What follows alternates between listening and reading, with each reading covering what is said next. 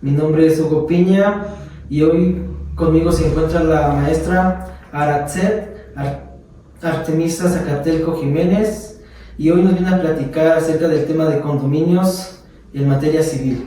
Bienvenida, maestra. Gracias. Muchas gracias por la invitación. Pues sí, efectivamente vamos a hablar del tema condominio en la materia civil, como ya nos dijo nuestro compañero Hugo. Hugo, ¿tú has vivido alguna vez en algún departamento? Yo aún no, pero he visto muchos casos que sí. Y sí, es muy importante que la gente sepa acerca de, más que nada, sus derechos y obligaciones que tiene y cómo engloba todo al tema. Es correcto. Y bueno, a lo mejor como la palabra tal no la hemos escuchado, pero sí sabemos o hemos vivido en departamentos, en edificios o en colonias donde están las casas pegaditas una tras otra. Pues bueno, eso es condominio. Y yo quiero pensar que la mayoría conoce que hay una ley que regula este condominio y de eso se va a tratar el día de hoy nuestra charla, del condominio respecto de qué es, cómo funciona y la ley que regula esta forma de propiedad, porque el condominio es una forma de propiedad. Sí. Bueno, sí, entonces si le parece bien comenzamos con las preguntas. Por favor. Primero, más que nada para comenzar, ¿qué es el condominio? Pues bien, nuestra propia ley que regula el régimen de propiedad de condominios e inmuebles en el estado de Tlaxcala, en su artículo 2 nos dice que es el conjunto de departamentos, viviendas, casas, locales, inmuebles construidos de forma vertical, horizontal o mixtos, susceptibles de aprovechamiento independientemente de la salida propia o de aquel de la vía pública a la que pertenecen. Es decir, para nosotros el condominio lo vamos a entender como ese conjunto de casas. ¿Por qué verticales? Porque vamos a tener edificios. Horizontales van a ser esas casitas que están pegadas unas con otras. Algunas de ellas van a compartir una sola pared, otras van a ser paredes muy delgadas en donde están unas con otras. Van a tener su propia entrada, van a compartir una calle y es que aquí viene la complicación. Estos condominios, si bien es cierto, tú eres propietario de tu departamento, también es verdad que vas a compartir el pasillo, las escaleras, la entrada, donde estacionar tu coche. Y es aquí donde viene la complicación de convivencia. Muchas gracias. La segunda pregunta sería, ¿cómo nace o de dónde proviene el condominio? El condominio nace de la propiedad, es un derivado de la propiedad.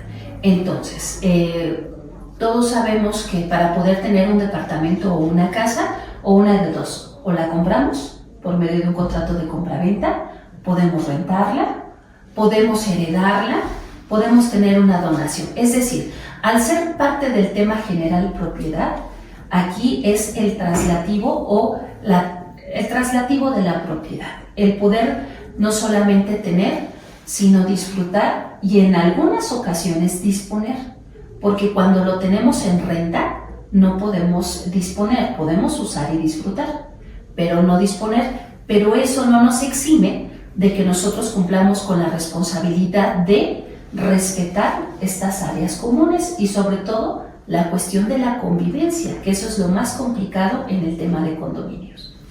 Okay, muchas gracias. Bueno, ya como nace. Ahora, ¿cuáles serían los motivos, causas o el por qué se podría llegar a extinguir el condominio? Pues bueno, ya quedamos que el condominio es parte de la propiedad.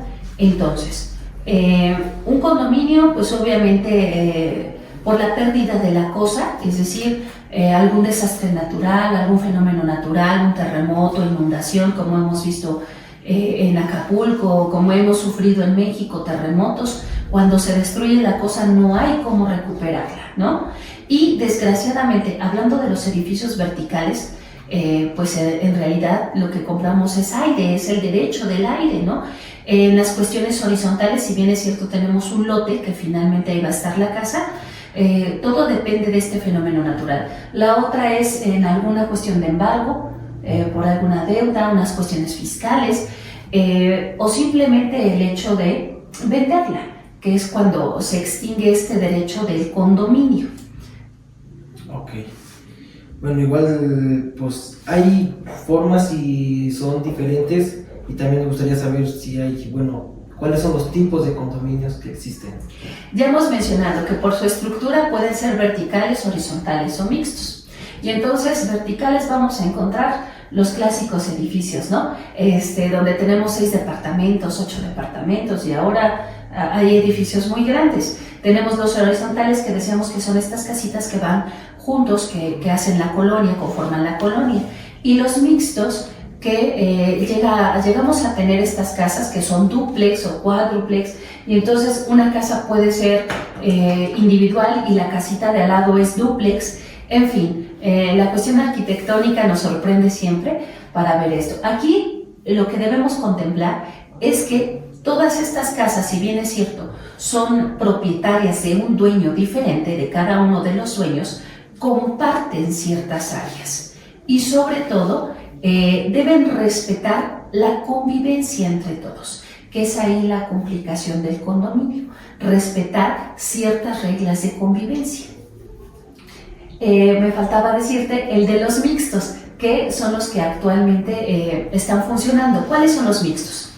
Desde la perspectiva de su función, desde su función tenemos condominios que sirven solamente para habitar, para vivir. Tenemos aquellos que solo sirven para el comercio, y entonces lo podemos ver en galerías, en diferentes plazas que conviven, están cercanos unos de otros los locales y comparten la pared, comparten la entrada, el pasillo, etc.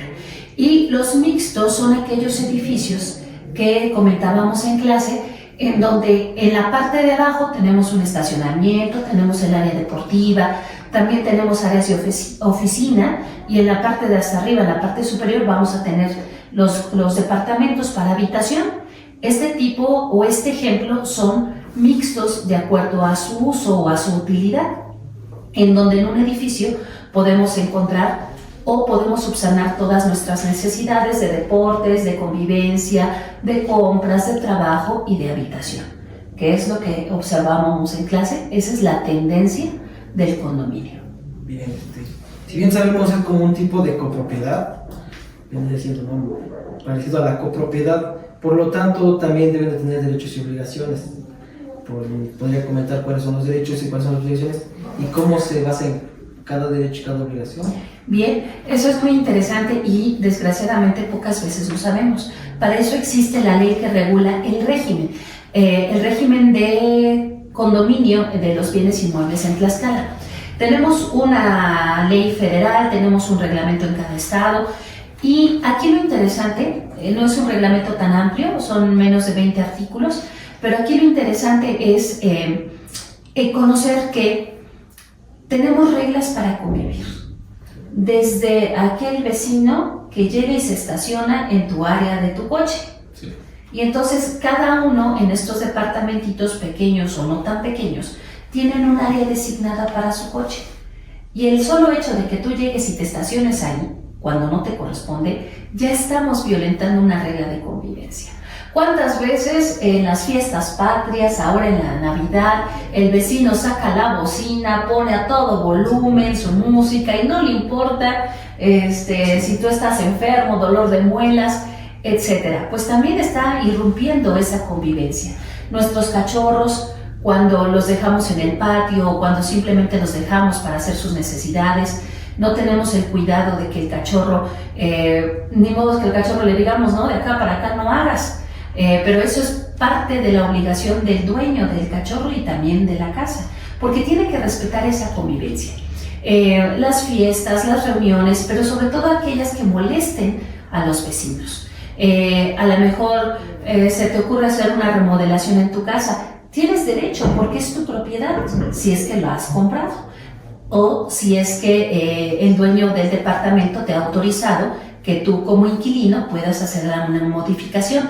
El problema es el ruido o la molestia que provocas en los vecinos. Muchas veces el vecino saca el taladro y la luz empieza a subir y a bajar, ¿no? Y tú estás en la computadora haciendo la tarea y algo pasa. Pues bueno, estos son pequeños detalles que dañan a la convivencia. Ahora bien, ¿cómo podemos sancionarlos? En cada uno de estos condominios debe existir toda una estructura, que es una asamblea, que es el que se debe encargar de dirigir. Tenemos un área de vigilancia, que esta asamblea va a decir quiénes son los vecinos. Entre los vecinos se pueden organizar y ver quién puede checar la vigilancia, aquellos que tengan que ver la administración. Y esta es otra cosa.